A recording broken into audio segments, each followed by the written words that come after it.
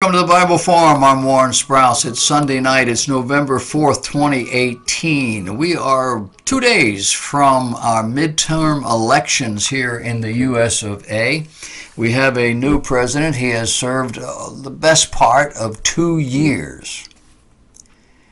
Under President Trump, the jobs that were created just in the last month, the month of October, totaled 250,000 jobs. Just in the last month. Right now, 156,562,000 people are employed.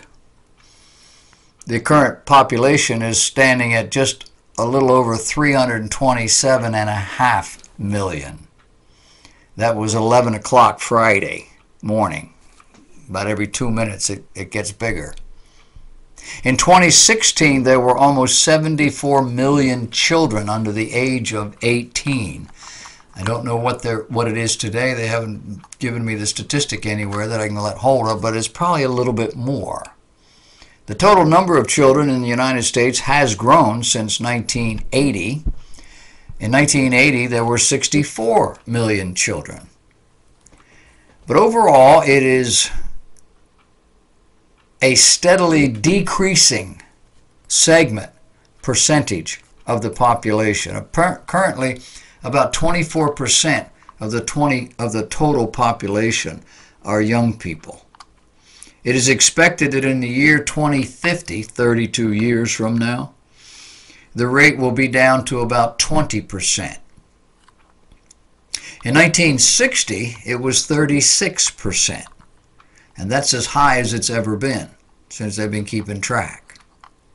What happened in 1960? Well, abortion happened. That's what happened.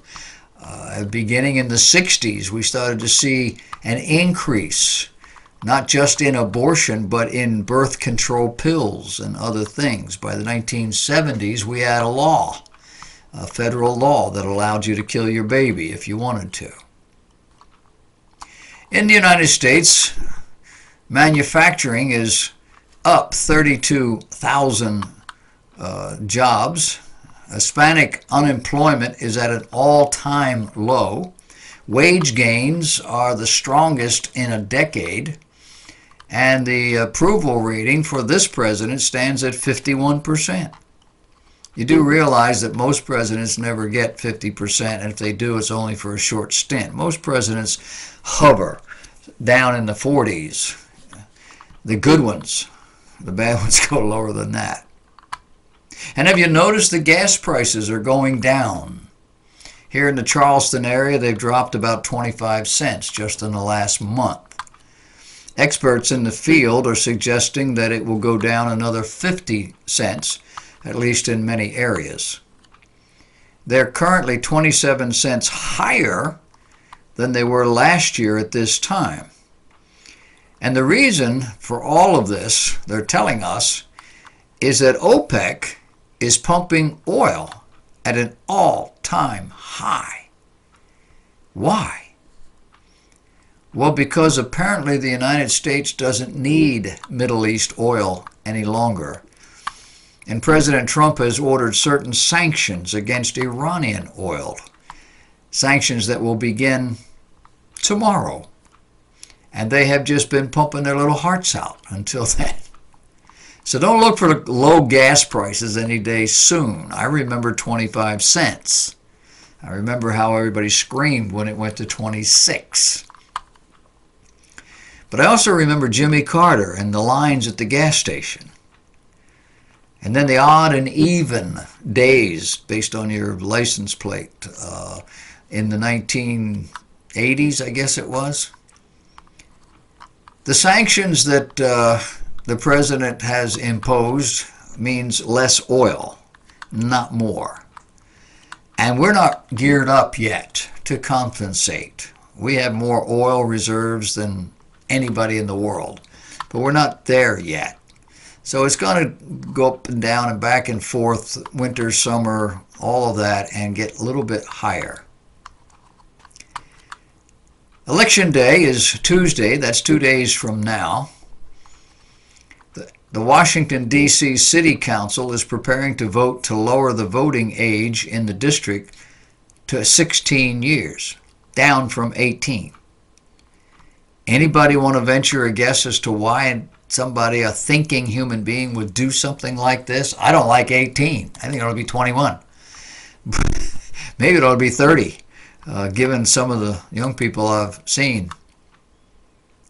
Well, the guys there in Washington and gals say that it's to enfranchise the district's young people, bringing their voices into the political process. What do you say?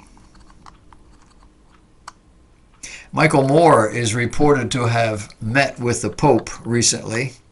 In his appearance on Late Night with Seth Meyers, he said the Pope told him that capitalism is a sin and that the poor must always come first.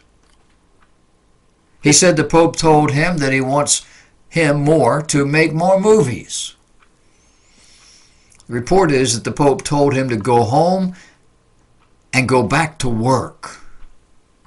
Of course, no one actually knows if any of this stuff is true.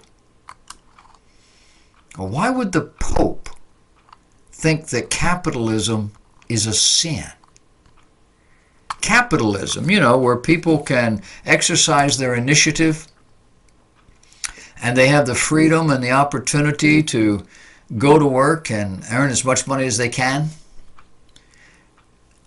How is that a sin? Well, I guess the theory is that rich people are stingy and poor people are not. But then poor people don't have anything to be stingy about, do they? And not all rich people are stingy. It just made me wonder, what in the world is going on? So I looked into it. And I want to share that with you in the next segment.